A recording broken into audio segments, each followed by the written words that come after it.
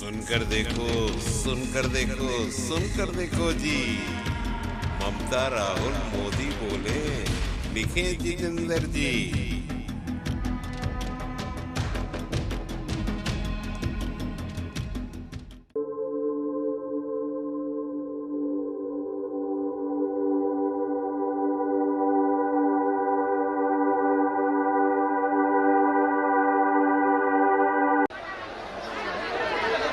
হরে কৃষ্ণ হরে রামের নাম ধাম কীর্তনের জায়গা।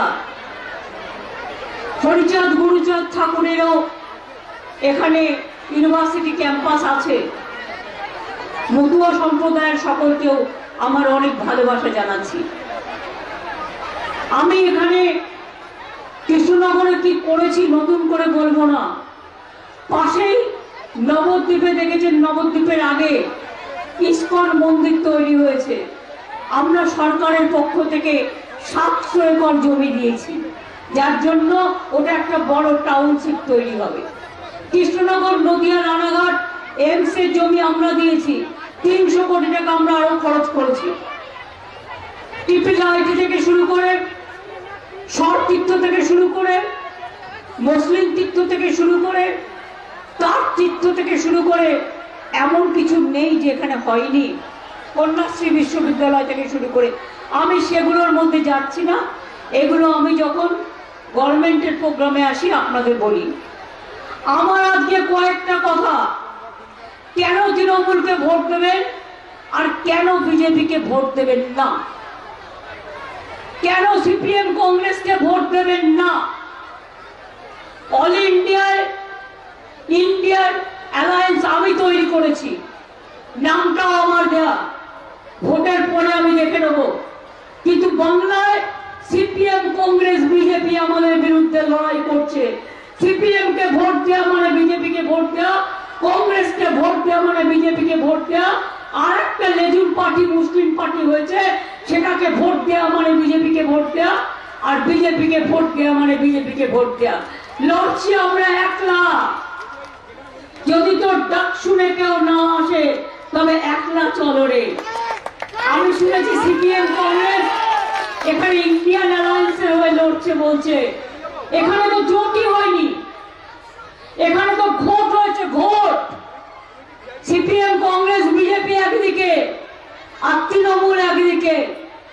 কেন তৃণমূলকে ভোট দেবেন বলুন তো?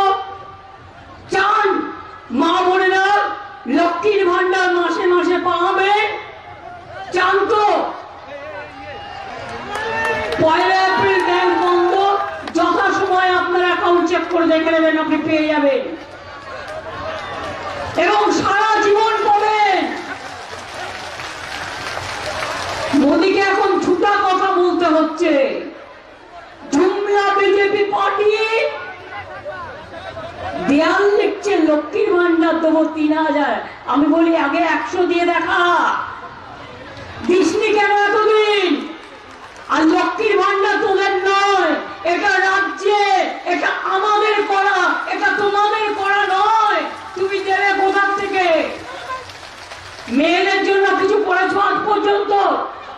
না ছেলেদের জন্য, না কৃষকদের জন্য, না হিন্দুদের জন্য, না মুসলমানদের জন্য, না শিখদের জন্য, না খ্রিস্টানদের জন্য, না মতুয়াদের জন্য, কারোর জন্য কিছু করনি। রোজ এনআইএ চলে যাচ্ছে আমাদের যারা ভোট করে তাদের বাড়িতে, সিবিআই চলে যাচ্ছে, ইডি চলে যাচ্ছে। আমি একজনকে জিজ্ঞেস করলাম, তার বাড়িতে ইনকাম ট্যাক্স লোড করতে গেছিল। আমি বললাম 3 দিন ধরে ওরা কি করলো তোদের বাড়িতে? বললো দিদি আর বলবেন না, আমার 2 বাচ্চা। 3 দিন ধরে আমরা বাথরুম যেতে পারিনি, আমরা রান্না করতে পারিনি, আমরা আমার বাচ্চারা স্নান করবে কি করে জানি না। 3 দিন ধরে বসে আছে 16 জন গিয়ে একটা বাড়িতে যেখানে মহিলারা আছে, বাচ্চারা আছে, গিয়ে এক একটা খাবার বিল আনছে 20,000 25,000 টাকা করে। কিন্তু সেই বাড়ির লোকটা খেয়েছে কিনা, সেই বাড়ির বাচ্চাটা খেয়েছে কিনা, সেটা একবার দেখার প্রয়োজন নেই। বিজেপি পার্টি এমনি যদি আপনারা যেতেন, বলছেন 400-র ওপর সিট পাবেন, তাহলে কেন ইডি, তাহলে কেন সিবিআই, তাহলে কেন ইনকাম ট্যাক্স, তাহলে কেন রাজ্যের অফিসারদের বদলি করার? যিনি বিয়ে করবেন তিনি বিয়ের পুরোহিত। বা কোথাও দেখেছেন যে বিয়ে করে পুরোহিত? সে বিয়েটুকু দিয়ে দেয়, আর না যারা না হলে হাজবেন্ড ওয়াইফরা গিয়ে করে।